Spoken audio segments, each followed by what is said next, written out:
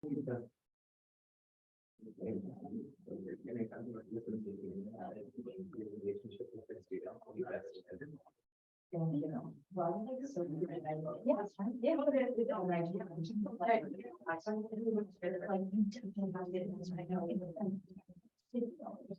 right, everybody, we're gonna go ahead and get started. Thank you for being here. Thank you to all the brave people who came in the wild weather out there. This is Spring Vegetables, our cooking and nutrition class. I'm Kim Guest. I'm a dietitian here with the Waltworth Wellness Program. And I'm going to show you these two recipes that you're trying. The first one is pasta primavera. Primavera means spring, so spring vegetables. And then we also have a green goddess tahini dip that can be also used as a dressing or a marinade or whatever you want. So why are we doing spring vegetables? Because you probably have already heard, but eating in season means that the produce is obviously fresher, it might be more local, it might have more nutrients because it hasn't been shipped from around the world, it tastes better, and it's probably more affordable. So if you're not sure what's in season, if you go to the grocery store, it might be what's on sale, or if you go to the farmer's market, it's probably whatever they have available at that time. Here in California, you know, a lot of stuff is available kind of year round, or you know, we're a little bit spoiled. And we often find anything we want at the grocery store. But I'll talk about you can hear the wind over there. I'll talk about what's in season right now. And as you can see, there's quite a lot with it being spring. It's always nice when winter ends and spring comes and new vegetables and fruits are in season. So a few things that are in season right now are artichokes, arugula, asparagus, which is in the pasta, beets, bok choy, broccoli, Brussels sprouts, cauliflower, cabbage, carrots. Carrots you can kind of find year round. Fava beans have a very short season in the beginning of the springtime. Various greens, parsnips, and other root vegetables like radishes, turnips, and rutabaga. And then in later spring, then we start getting some of these other vegetables that I went ahead and incorporated, like the bell peppers, and in May, and then tomatoes in June is when kind of their peak season starts. Okay, so first we are going to make the pasta primavera. And this is a recipe I've made a bunch of times. It serves a lot. It says 4, but I think it can serve 6 to 8. I've also doubled it and made it for big groups of people, and it was always a crowd pleaser, so I thought it'd be a good recipe to share. You can also add a protein if you want, like just a can of chickpeas or, you know, some leftover chicken or something.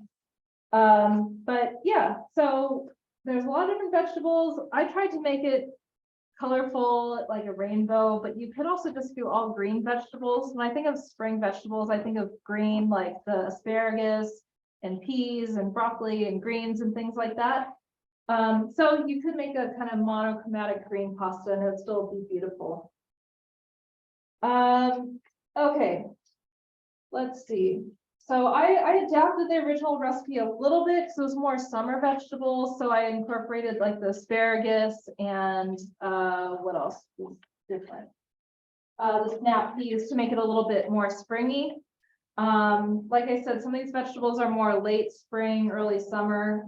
So if you can't find great tomatoes right now, you can just leave them out or swap something else. And as summer comes, you can transition to more summery vegetables like the tomatoes and bell peppers and zucchini. So you can customize it however you want. So the sauce that we're making is actually made with raw cashews. So you can use raw cashews to make things creamy, and I've used in all kinds of different recipes.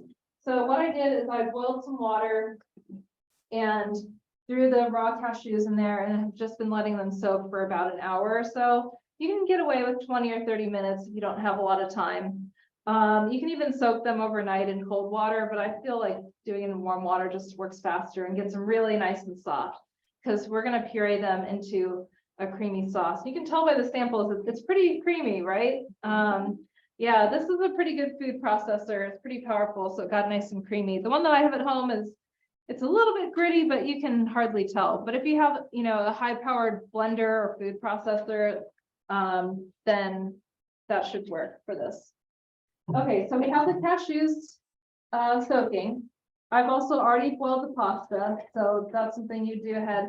And now we're just gonna kind of prepare all the vegetables and then the sauce and throw it all together. Okay, lots of vegetables over here. And I'm gonna just start cutting them in the order that I cook them. So this is kind of like making a stir fry. Usually, you know, you want to cook the vegetables kind of quickly. You don't want to overcook them. You want to have a little bit of bite, not be, you know, too mushy. So the harder, less watery vegetables usually need a little more cooking time. And in the recipe, I put them in order of how you would add them. And as you get more experience with cooking and vegetables, maybe you're already there, but you'll start to know which vegetables take a little bit longer to cook and which are quick and can overcook easily. So usually onion will be one of the first things that you put in because it takes a little while to cook and it just helps give everything really good flavor, kind of flavors the oil. And it's nice when they're a little bit caramelized and tender. So I'm going to use half of a red onion and I'm just going to slice it lengthwise. And since I am putting this in first, it's going to cook for a little while. So I don't want to cut it too thin or else it might start to burn and get a little funky. Okay, so first the onion. Let me have my notes here. So onions are usually available year round. And they are actually very nutritious, even just white or yellow onions too. We usually associate different nutrients with different colors, and that's true. And usually things that are deep in color have a lot of nutrients, but there are also clear and white phytochemicals that are still nutritious. So onion has something called quercetin, which reduces the risk of cancer. And it has sulfur compounds, which are good for your heart. And that's what gives it that pungent smell. Similar to other things that are kind of aromatic, like garlic and shallots. Okay. And let's see. Oops, I went a little out of order. So now I have carrots. Actually, I'm just gonna add one carrot. I'll throw that one aside. So carrot, this will give it nice color. I try to incorporate all the different colors here. So the carrot, I'm going to cut into matchsticks, and you can really cut the vegetables into different shapes if you want, but I like the way this looks and it works well with cooking evenly. So I'm just cutting them into little, maybe 2-inch long strips and then or chunks and then cutting them into little strips, basically so they look like matchsticks. Okay. I have a question. Yeah. So is there anything about when carrots have that split, like when they're cut kind of on the side? Like I've been avoiding eating them, it's hard to clean. But do you have any like advice on like okay or? I don't know why they have the split. Maybe if that's just the way they grow. I think the one that I was cutting had that. Yeah. Yeah, I guess you just gotta work a little harder to get in there and clean it, but I don't know of any reason not to eat them as long as you can get it clean. Great. Yeah. Okay, so we have the carrots, just a little bit kind of for color and a little texture, which are available year round, like I said, and they also have beta carotene and vitamin A. So we're getting lots of different nutrients here. And then we're going to do 2 cups of broccoli florets. So I don't like anything to be too big, so it's just quite the mouthful. So I'm going to cut them into kind of small florets. Broccoli you can probably find year round too, including even winter time. But it can also help reduce the risk of heart disease and cancer and more. And it has fiber and actually as much calcium per ounce as milk. So there's lots of ways to get calcium through food.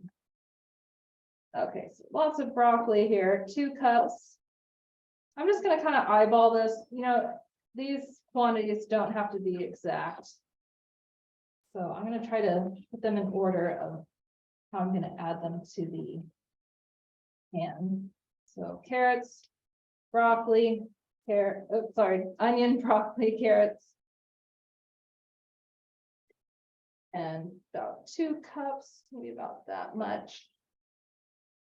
Okay, next we're gonna do asparagus, which is kind of one of the first vegetables that comes up in the spring. It kind of grows out of the ground and then springs up like that. Kind of funny looking.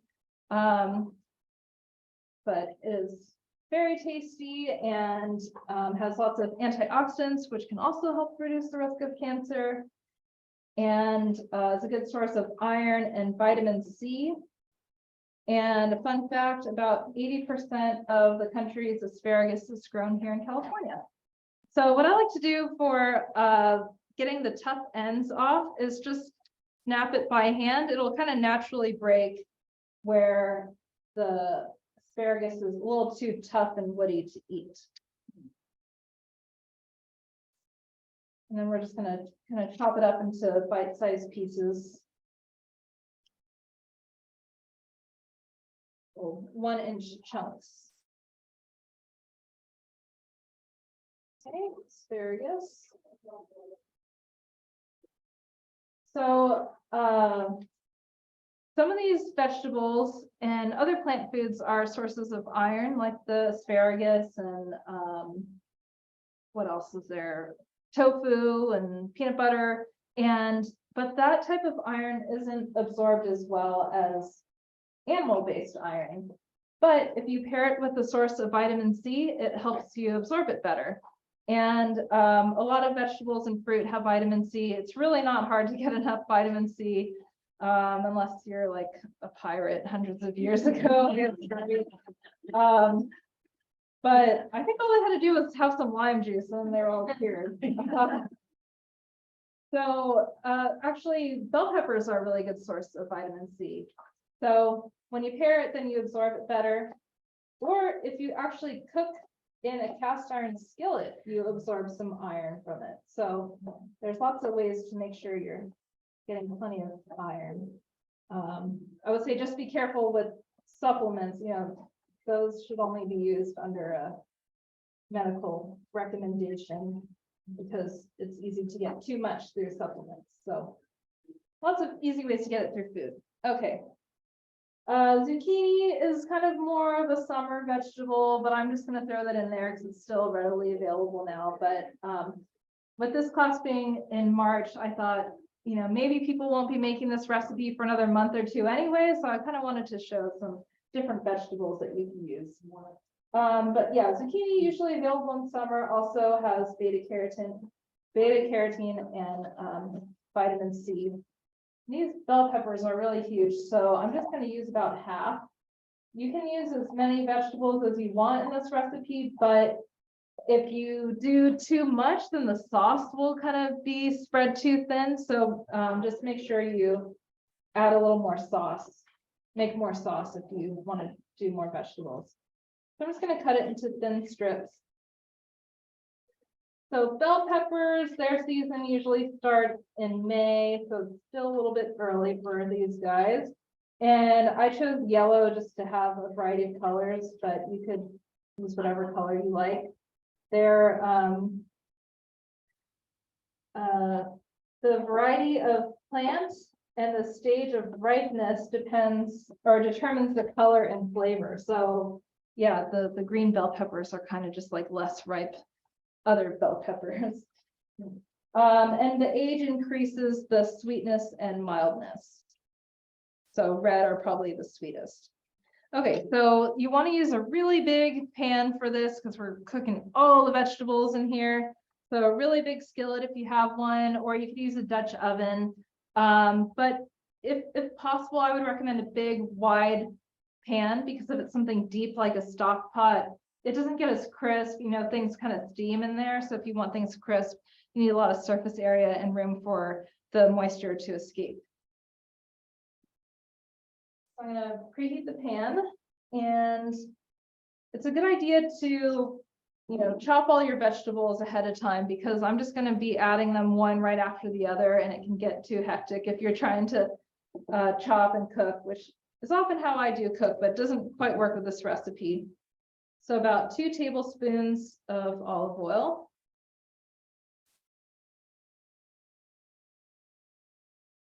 And yeah, kind of like a stir fry. I'm just going to start with the vegetables that take the longest to cook, give them a minute or so, and then just add things, give it a minute and then add the next vegetable. That will also help keep the pan hot. If you added everything at once, it would cool down and then it would take a while for the heat to come up. Meanwhile, everything's just kind of steaming and not cooking very quickly. You're not going to get any nice browning and texture that comes along with that.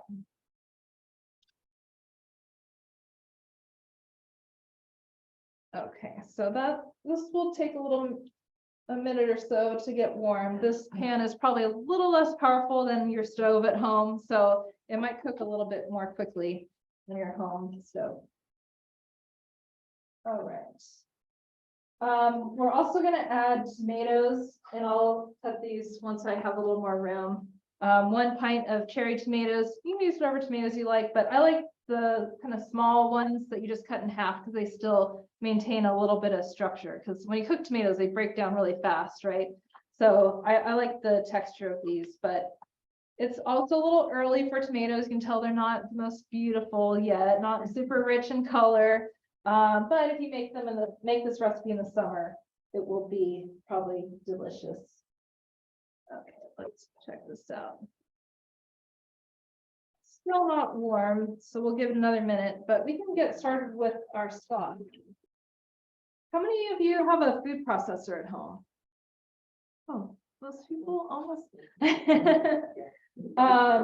I use a food processor all the time. But if you have a blender, you know, it can work for a lot of these recipes too. But if you start getting into making your own sauces and dressings, and especially if you start making more plant-based things, that's when I really find myself using this a lot, because we're making a creamy sauce. If you're using more traditional dairy products, then you probably don't need it. You can just kind of stir it up. But I think it's really fun and cool that you can make a creamy sauce out of cashews. Okay, I think that's warm. So we're going to start with the onion. Got a little sizzle there. I also wanted to mention a little bit of the history of the 2 recipes that we're doing. Pasta primavera, from what I understand, was invented somewhere in North America. Some say New York, some say somewhere in Canada. I guess it was somewhere in Ontario, maybe. But it was kind of invented in the 70s, and they just threw together a bunch of vegetables, and then it became really, really popular, and it still is popular. And there's a lot of ways to make it. You can use whatever shape of pasta you like. Carla and I both discovered that we don't really love penne that much, but it seems to be more traditional, so I went with it anyway. So if you're like us and you like a thinner pasta or the spiral, the rotini, you can do that. You can even use noodles. Yeah, whatever pasta shape or vegetable, you can customize to your preference. Okay. I have a question. Yeah. So I know it's pasta primavera, but in place of pasta, if you're trying to watch your carbs, what's the good stuff? Well, I think by making a recipe like this, it's probably already about half vegetables, whereas a lot of pasta dishes are mostly pasta. So I think that's kind of helped balancing it out already.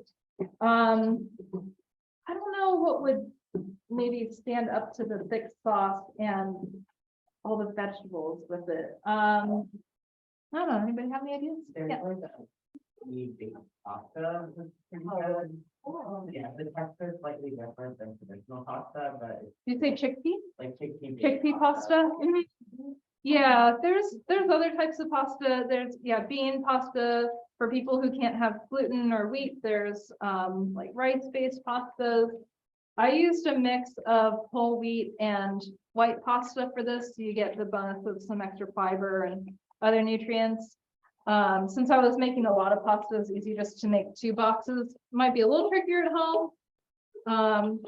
But that's a way to get, some extra nutrition in there. Did they cook at the same time or did they, you have 2 different times on like cooking? Surprisingly, the white pasta said it took 1 extra minute than the wheat pasta, but I often, especially for a thick wheat pasta like penne, I end up cooking a couple minutes beyond. So yeah, I think you could time it based on the box, but I think I probably ended up cooking the wheat pasta a little longer. But if you know your pastas and you use them often, you can probably combine them and just add the faster cooking one like a minute or 2 later. Okay, so that onion is starting to brown a little bit, so we can throw in the next vegetable, which is the broccoli. Yeah, and I don't want to overcook this, so I'm gonna kind of cook these things quickly, just keep them a little bit crisp, tender. Just cook it for a minute or so and then add the next vegetable. Okay, so let's see if I can multitask and make the sauce too. So throw in the carrots.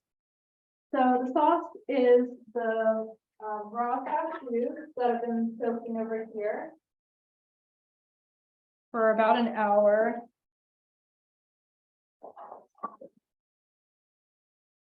Strain them into this.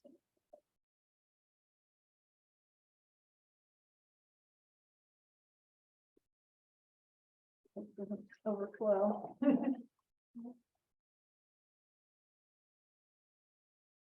Okay, so 3/4 cup of raw cashews. You can see they kind of look like they've swelled up with water and they look kind of soft and tender. Put that in there.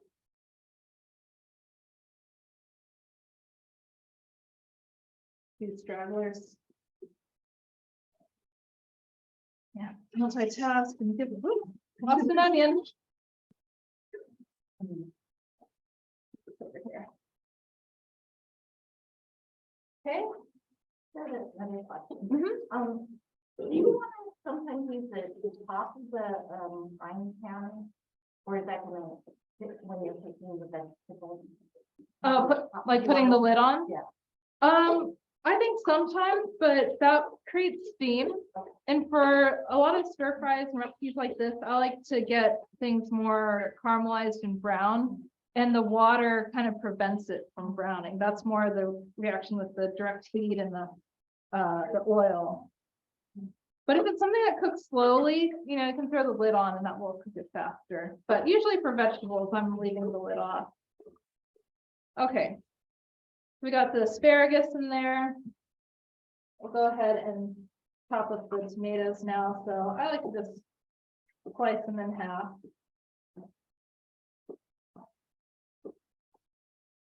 And we'll add those last because those cook really quickly.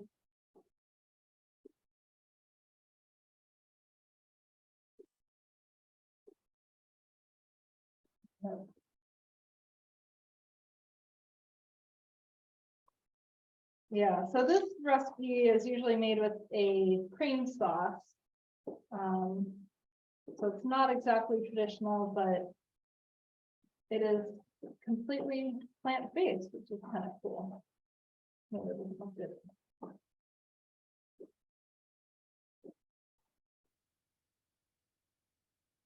Okay, next is the zucchini.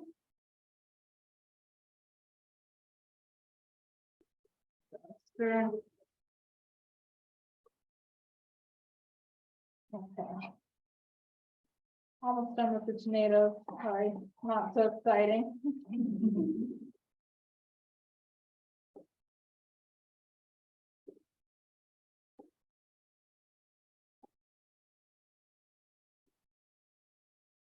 Okay.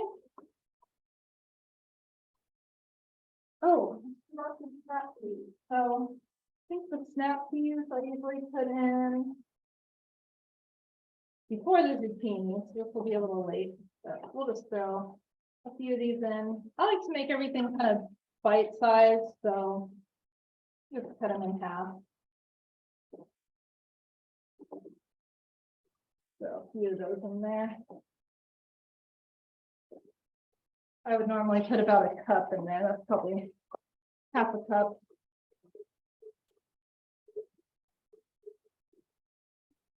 Okay, this is looking good. And I'll throw in the bell pepper. Bell pepper for me, I tend to add it later than what some recipes say, because I just really don't like overcooked bell pepper. I think it tastes so much better when it's still pretty crisp.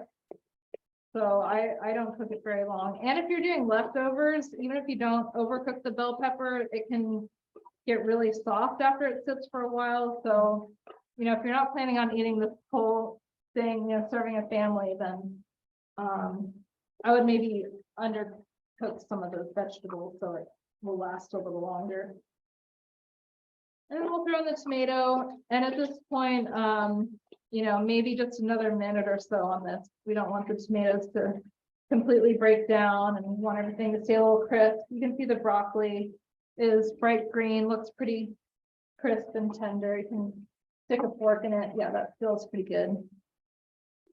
And then we're gonna add a little more flavor with some Italian seasoning. I think it's half a teaspoon. I'm just gonna shake a little bit of it in there. With some nice dried herbs. And as you'll see with the next recipe, herbs are a great way to add lots and lots of flavor, and may mean that you need a little bit less salt to still have so much flavor. Okay. Let's go ahead and just switch the heat off, and I'll continue to cook a little bit while we make the sauce. So we got the raw cashews in there. Next, we're going to do some lemon juice. 2 tablespoons, usually about the amount in 1 lemon, I believe. 1 lemon. This will kind of give the sauce some brightness and acidity that you often find in things that are kind of cheesy or creamy, because cheese kind of has a little bit of a tang to it. And I actually forgot to get garlic, so I'm going to use some dried garlic. This is minced garlic, but normally you would do 2 cloves. I'm just going to add about a teaspoon of this minced garlic and a teaspoon of salt.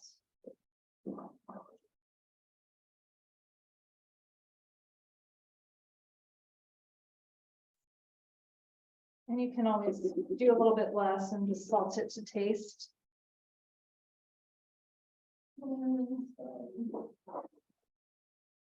Black pepper.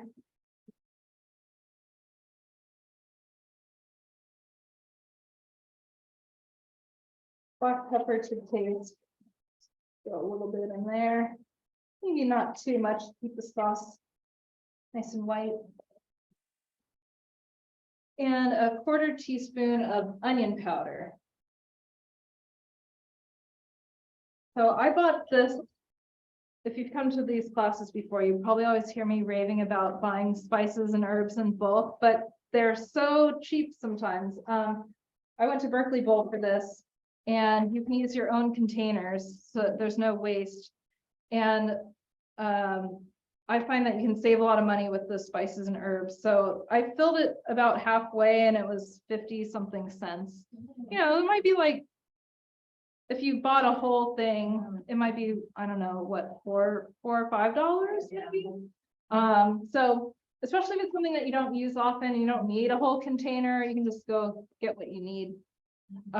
It's also really great for herbs, because the herbs weigh hardly anything. So I've gotten, like, you know, a whole thing of dried oregano for 90 cents or something. So anyway, so a little bit of onion powder, and then what was it, 2 tablespoons of lemon juice.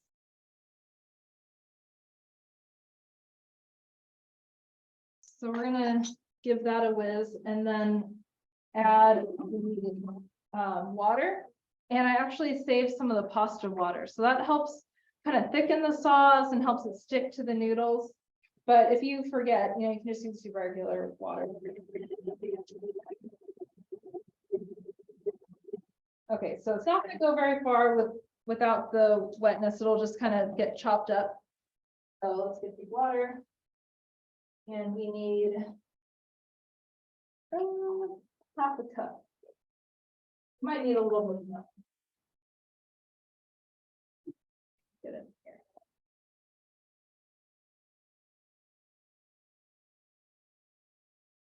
Okay, I like to do it with the food processor running. And then pour it through the hole.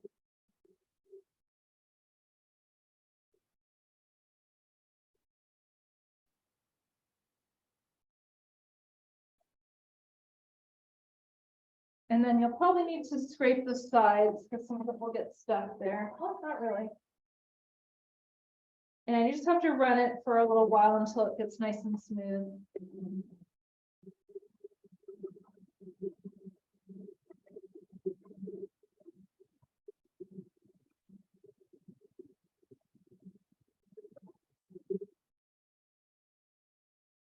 I'm gonna run it a little bit more, but I don't know if you can tell, it's a little bit gritty still, but it's getting there. If your food processor isn't super strong, you know, that might be about as close as it gets, and it'll still be really tasty, and you won't really be able to tell, but it does look really nice. It's super smooth.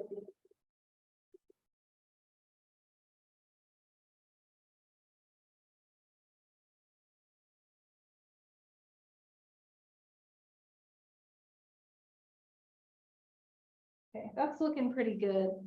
So this is a technique you can use in a lot of recipes, using the raw cashews to make something creamy. Pretty much anywhere where you might add cream in a recipe, you could probably try raw cashews. I've seen it in all kinds of things.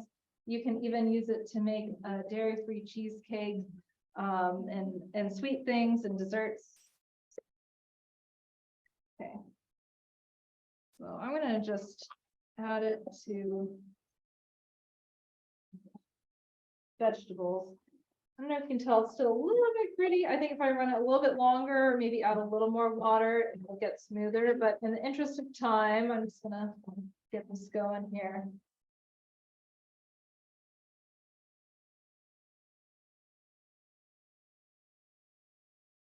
So.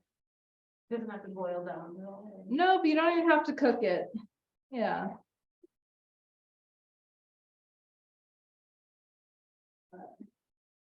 Yeah, you can see this makes a lot of food. I think I cooked a little bit too much pasta.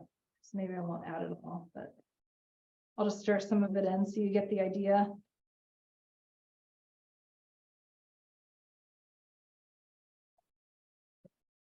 Yeah, I'd say this probably serves 6 or so, depending on if you have a side with it. Maybe have a little salad or something else. Yeah, I think the batch that we made earlier, I added a little bit more water and just was a little more patient with the sauce, so it was extra creamy, but that's basically what you end up with. So that's the pasta primavera. And now we have one more recipe to show you real quick. This one's pretty quick and easy. It's a Green Goddess tahini sauce or dressing. So Green Goddess is typically made with other creamy things like mayo or sour cream. You can make it with yogurt. And it was actually invented 100 years ago in San Francisco. So happy 100-year birthday, Green Goddess sauce. So this is not so traditional. We're using tahini, which is not a mild flavor. You know, it does provide flavor, but I think the flavor is really nice. So it's more of just like a tahini herb sauce. And you can use whatever other herbs you like, but today I'm going to use parsley, green onion, dill, and basil. You can also use cilantro if you like it. I don't like cilantro, so I'm not using it, but we'll use some green onions. I think it's just called for 1, but I think it needs a little more green onion, so I'm going to double that. Let me make some room so you can actually see this. And you don't really have to chop everything up that much because it's just going in the food processor. So I'm just gonna. I'm not really familiar with tahini. What is it? And where can we get it? So tahini is sesame paste. It's usually just ground sesame seeds. And I think you can get it at most grocery stores. I know they have it at Berkeley Bowl, but I've seen it at Trader Joe's, and most stores might be like in the international section or Middle Eastern section. But yeah, it's just like a sesame paste. This one is runnier than some other brands. Sometimes they're a little bit thicker or separate more.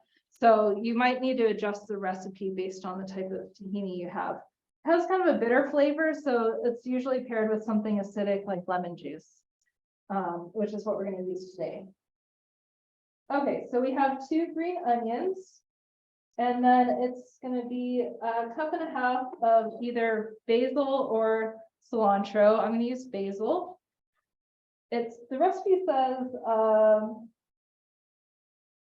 tender stems, but basil really doesn't have tender stems. I think that's more for the cilantro. So for basil, yeah, you just want to pick the leaves off. Oh, I should also mention where the recipes are from. This one is from a website called The Mediterranean Dish, and I've made some of their recipes before, and I really like them a lot. And the pasta primavera is from a blog called Ambitious Kitchen. Okay. So lots of basil. You know, it's hard to say one bunch of this or that because the bunch size can really vary. But in this case, I found that the one bunch of basil was probably close to a cup and a half or so. And we're just gonna puree everything, you know, not even leave chunks really. So you can just throw it all in there and we'll let the food processor take care of it.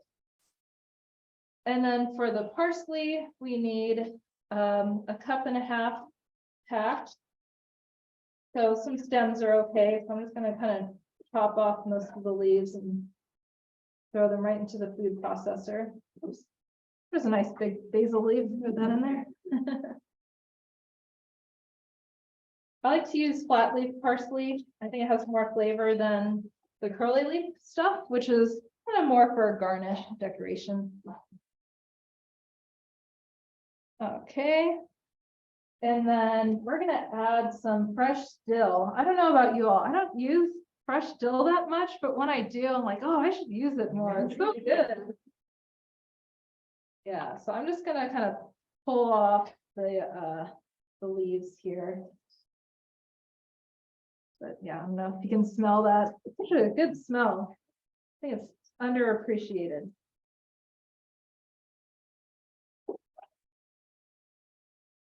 Yeah, so I usually only use dill for some kind of salad or something with cucumber. Yeah, cucumber salad, or you put in a salad dressing, but I don't use it that much. Okay, so half a cup of fresh dill. That's probably a little more than half a cup pack, but we can throw in a little extra. I didn't bother cleaning out the food processor because I think these flavors will be okay if they mix a little bit.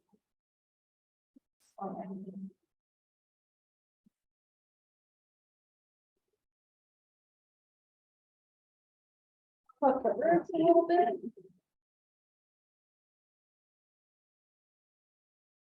And again, since I forgot to get the garlic, I'm just going to throw in a little bit of garlic powder, but normally you would do 2 cloves of garlic. Did you chop them first? I don't bother because it gets all pureed. Yeah, that's a nice thing about stuff like this. Just everything goes in the food processor. Okay, so the garlic you would add there. You can add a little salt. I'll just throw the salt in later. Let's get these chopped up a little bit more, and then we'll throw in the tahini and the lemon. And for things like this that kind of fill it up and you want to chop them up, if you pulse it, it might help kind of stir it up a little bit more. Okay.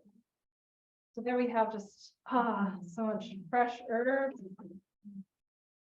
Smells good. And we're gonna use some more lemon. We're gonna use the juice of 2 lemons, I believe. Yeah, 2 lemons. So it should be around a 1/4 cup. So for the last recipe I did 1 lemon and measured out 2 tablespoons, and there's about a tablespoon left. So each lemon is a medium lemon's probably a little bit over 2 tablespoons. Probably gonna get about 5 tablespoons, a little over a 1/4 cup of lemon juice for this recipe. If you have really big lemons, you know, you can start off with just 1 or 1.5 and then just add more lemon juice to taste. A lot of these recipes you can adjust to taste. So, you know, if you find that it's kind of bitter, you can add a little more lemon juice, or, you know, might need a little more garlic or whatever. So you can do it to your taste. Actually, I'm not gonna measure it, just throw that in there. I'll leave a little bit since I had a little bit left over from the last recipe. And then 1/2 cup of tahini. This one didn't separate as much as other brands I've used, so I'm just gonna pour it right in there. It's really easy. And if you don't normally use much tahini and you buy a jar of it and then have some left over, we have other recipes on our Cookbowl Berkeley page that use tahini. One of my personal favorites is a roasted cauliflower with a lemon tahini sauce.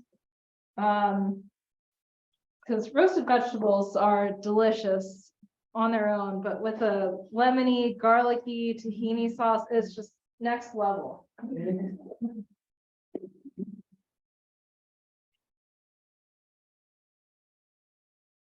This is this food processing is slightly different from the one I use at home, so it keeps throwing me off. Okay. Right, and then we're just going to add water as needed. So if you want it to be a dip, you might only need about 1/4 cup of water. But if you want to use it as a salad dressing, which I also highly recommend, you might need closer to 1 cup of water. It also depends on, you know, the brand of tahini. So just add it, you know, check it and add more.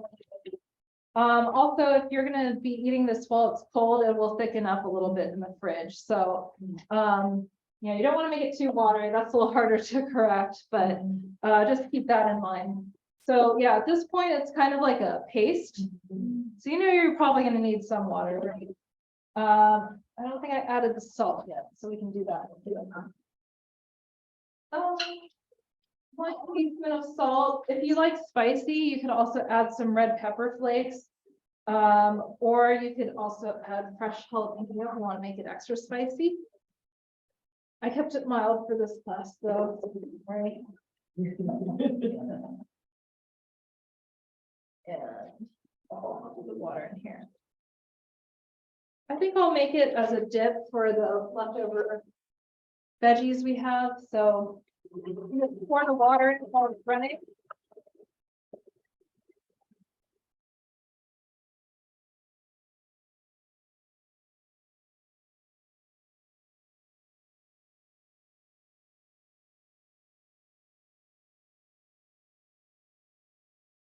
Let's scrape the sides here to get all the herbs.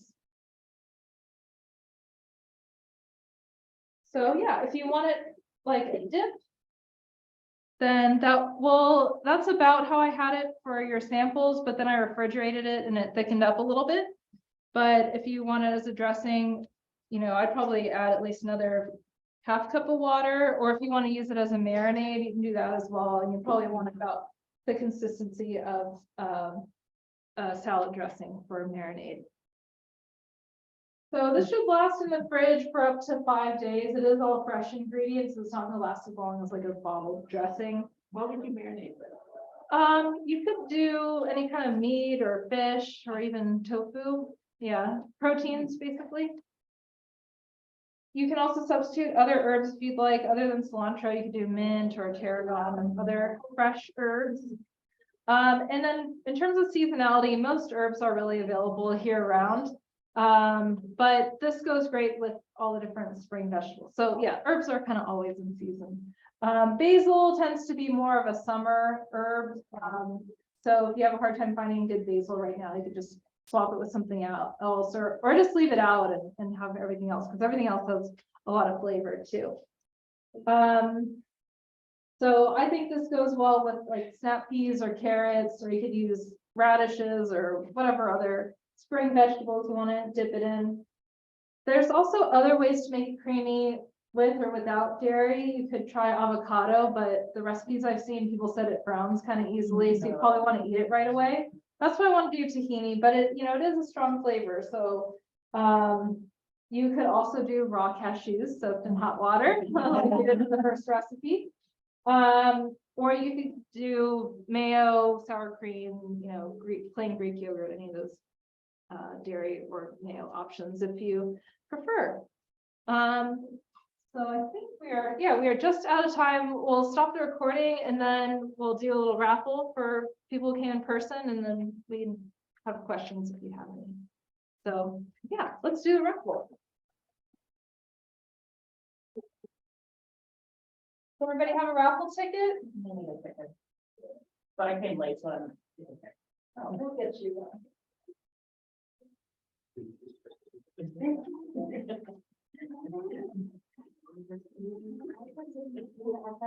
Okay, so we have 2 reusable shopping bags.